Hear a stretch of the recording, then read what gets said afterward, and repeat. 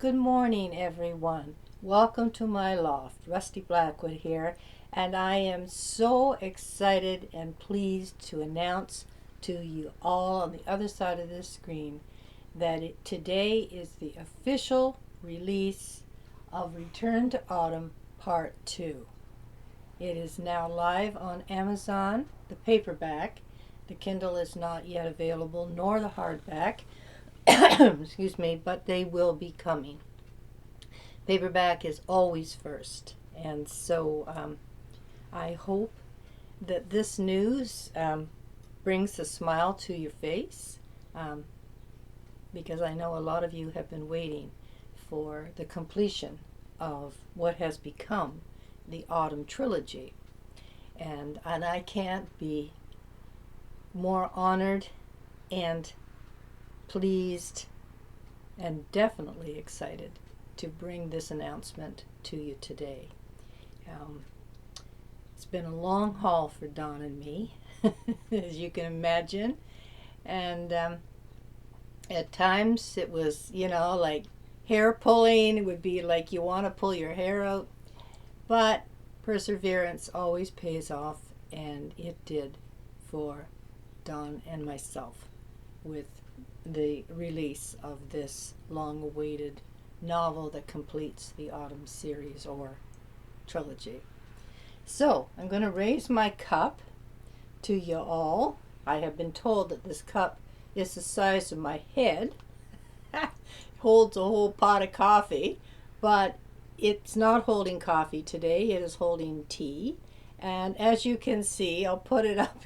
It's not quite as big as my head. And so, cheers, everybody. Congratulations, Autumn. Your story is now complete.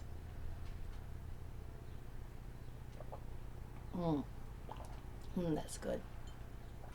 I drink green tea the majority of the time.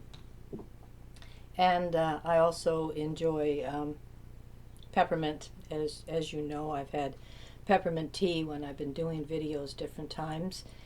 And I like herbal teas, and there's so many. I like chai. That is kind of a hot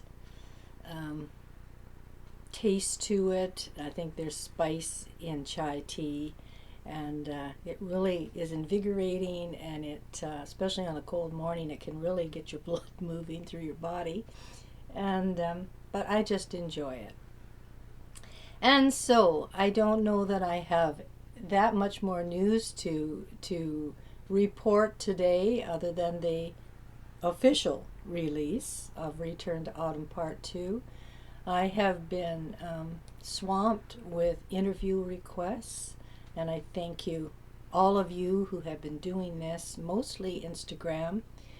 And I have met a lot of different reviewers, a lot of different bloggers, and the majority of you have very, very interesting websites, and the reviews that you have been giving, they've all been 5-star, and I thank you from the bottom of my heart, because those are what is needed, and those are definitely what an author hopes for, and what they're hoping to achieve, and what they're after. And so again, thank you so much.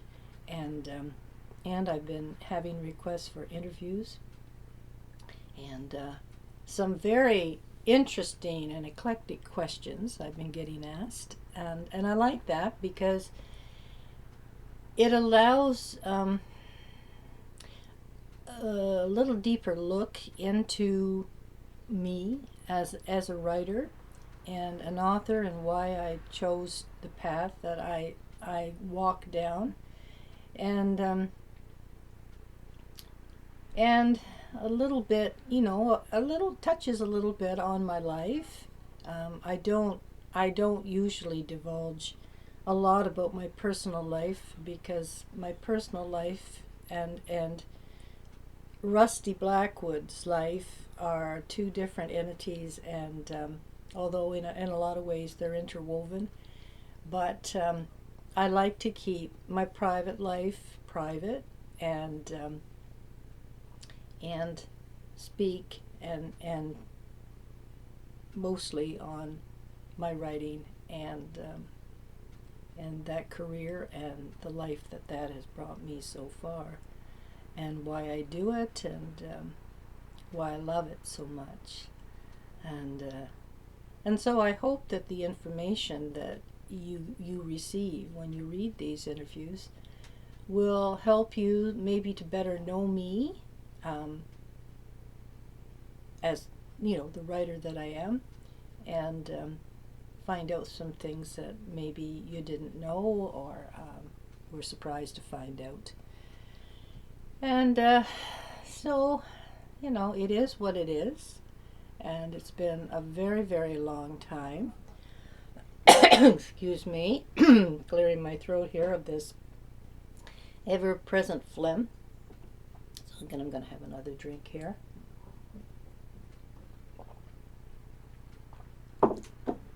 In case you heard the rumbling going through, that was George, that a lot of you have come to know as the YouTube star George, the tabby cat, the tabby boy that has sort of become into my life. He doesn't belong to me. He belongs to my youngest granddaughter, Sarah, and they live here with me in the house. And there's two cats. The other one's name is Dream. I've mentioned her before. She's gray and white. She's got a beautiful, cute face. She really does. But she doesn't come up here very much because I tend to have a bit of a allergic reaction to her. And so I stay at a distance from her. It's either that or swallow bottles of Benadryl. And I don't want to do that unless I absolutely have to take it. And so, but George, I don't seem to have a reaction to George unless he's constantly in my face, and that's a different story, and then I tend to get a little stuffed up and sneezy and teary-eyed, and if it continues, then I have to go and take a Benadryl. And so, and that's like doping myself for the rest of the day, and I don't get a heck of a lot of things done, at least clearly done. So, and as I said before, it might say non-drowsy, but it maybe if it was,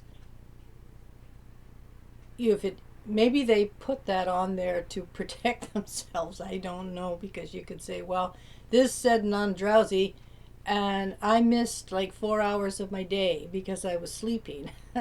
I don't know. Maybe that's just for their own protection. But I don't like to take any chemical unless it is absolutely necessary. And so, so cheers again. I should be having champagne today to toast my new book, and all of you out there who would kindly support my work and have been with me for a very, very long time, and you all know who you are. And this kind of business in writing is a lonely job because you do it yourself. You're alone when you write, and but in order to continue to write and continue to bring work to the forefront, you need supporters, and you need people that not only purchase your work but support your work and support your efforts and show their appreciation in so many ways by sharing your news, sharing your press releases, sharing any newsletters you may have.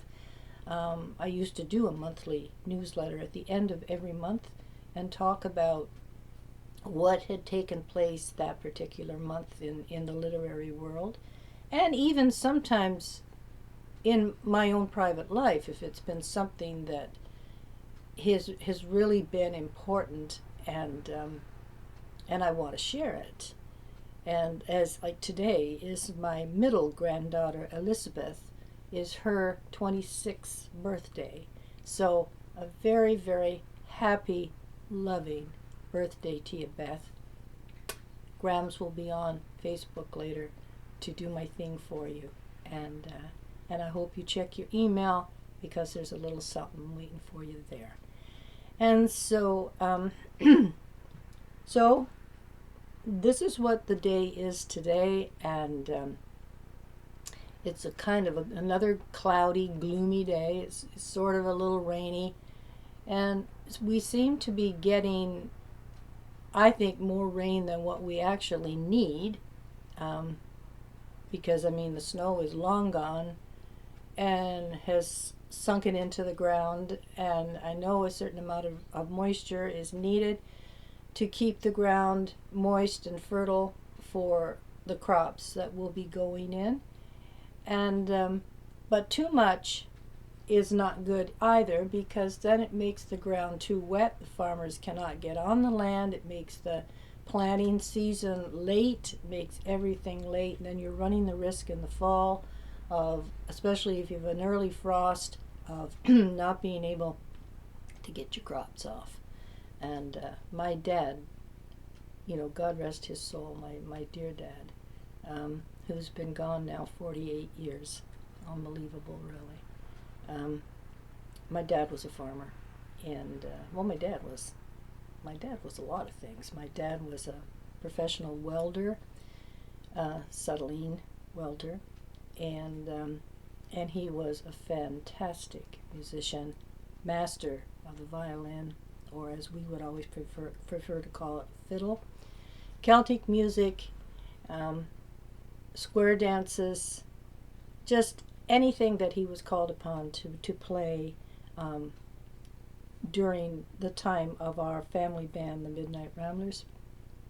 And Daddy was a part of that. Daddy was the heart of that.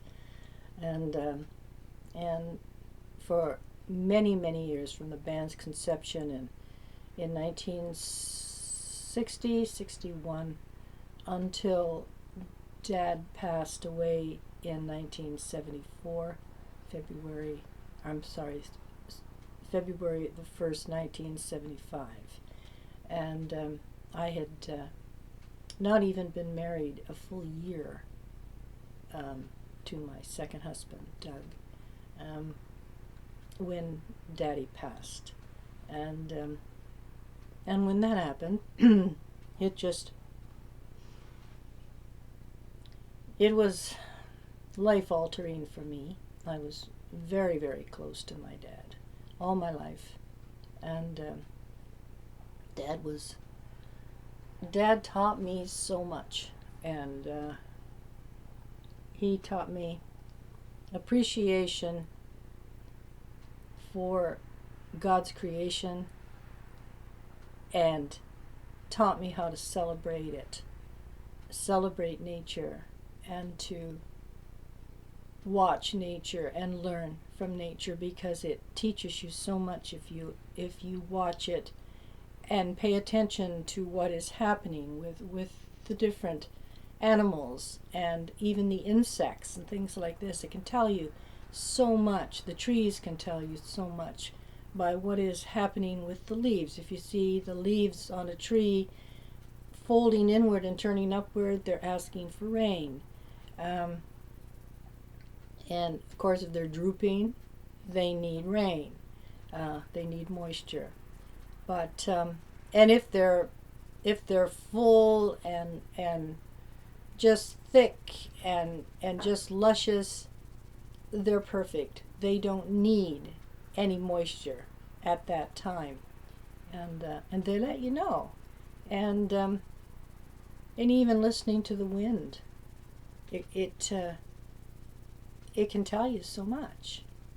And so I just love it. I love nature in all its forms, and I thank my dad and my grandfather, Dad's dad, for that, because they used to, when I was very little, used to take me to the barn with them, especially Grandpa, because Dad would be out in the fields already. And Grandpa was very elderly. Grandpa was 87 when he passed away. And very reminiscent of Grandpa Walton, if you want to have a comparison to sort of try to visualize Grandpa Beecroft and what he looked like. That's, to me, Grandpa Walton from the old television series back in the 70s, the Waltons. Um, that was my grandpa. Grandpa was very reminiscent of Zeb Walton, and and sort of conducted himself really in a lot of ways the way the character of Zeb Walton is portrayed, and by the actor Will Geer. And I don't know that they could have found anybody better to portray Grandpa Walton than the actor they chose. It was a wholesome family show, and great storylines set in the Depression during the 30s in Virginia, and you never had to worry letting your children watch that show for what they were going to see, that it would be shocking or it would upset them. The same with Little House on the Prairie. I mean, there were very heart-touching stories, storylines that were shown. But they were all true to life, and of course, Little House on the Prairie was really the biography of Laura Ingalls Wilder, and but for the television series, of course, the series was based on her series of books, and they didn't follow the books verbatim perfectly, but the stories were set on the different books in the series of books, and I have read all of them, and they were written so vividly that you could visualize everything she was talking about and she was writing about. And to me, descriptive, expressive writing is the best writing I think any author can hope to produce, because it pulls the reader into the story and it allows them to visualize exactly what it is that you're talking about, and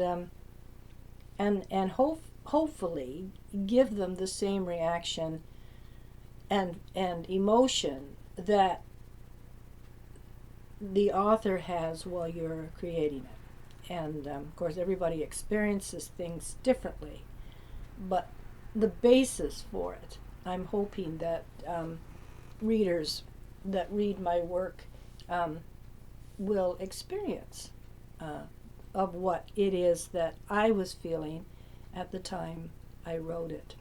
And so everybody's different, of course, on what they prefer. But if I'm reading a book, that is what I want. That is the reaction I want to experience. And I want to be moved. I want to be touched. And I want to be entertained. And when I started writing, those were the three bases, the three main parts of the recipe that I use for my own work. And so I hope I have been successful in reaching that and continuing to produce that. You always want to try to improve with each piece that you do, and I can see that from the very beginning, from the first few pieces that I ever wrote, compared to what I write now. I can see an improvement, and I would hope so. I mean, I started writing over 20 years ago, and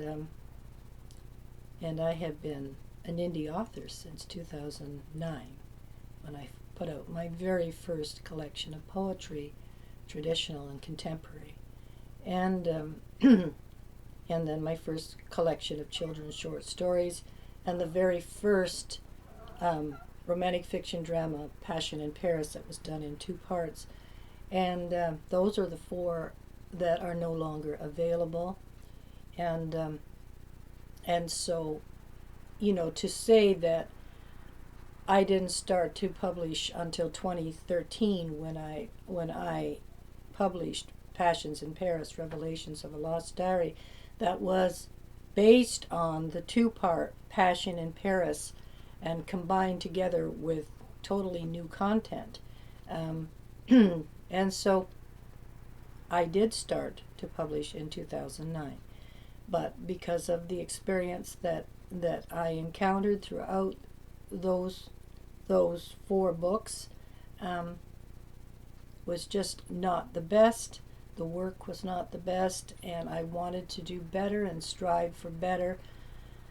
And so that's why now I'm admitting the fact that I started to publish in 2009, and what I first published, I'm not ashamed of them, because that's how you learn, is by mistakes and by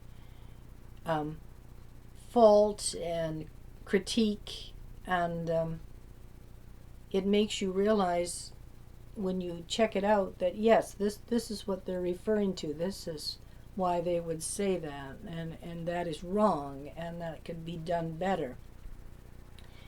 And so you learn. And I mean, if you don't learn, you may as well put the cap on your fountain pen, put it in the drawer, and move on. But I could never see myself doing that. I love to write. It's one of my biggest passions in my life. And and so we're moving toward the 30-minute mark, and I'm going to say farewell for today, so that I can get this done and uploaded and put on YouTube and on my other media channels. I will be having the link for the press release, the official press release, today as well. That will be accompanying this video. It will be in the bottom here in the description area, and so please be sure to check it out, have a read. This is where the official press release officially announces the release of a book, and even though it may have been available for a few days prior, but the official press release, at least that's the way I do it. Once I issue an official press release, the book is officially released and available. And so I hope you will all go and check it out. And remember, the Kindle is coming for those that prefer Kindle, and hardback for those who prefer hardback. And so I'm going to wish you all a good day today, regardless of the weather. We persevere, and sun can shine inside our bodies regardless of whether it's shining in the sky or not. So God's blessings to everybody. Thank you for joining me in this announcement today. I hope that you like this video. Please share it about, please comment it, and please subscribe to my YouTube channel. And I'll be back soon to talk to you all. Have a good day, everybody. Ciao for now. Bye-bye.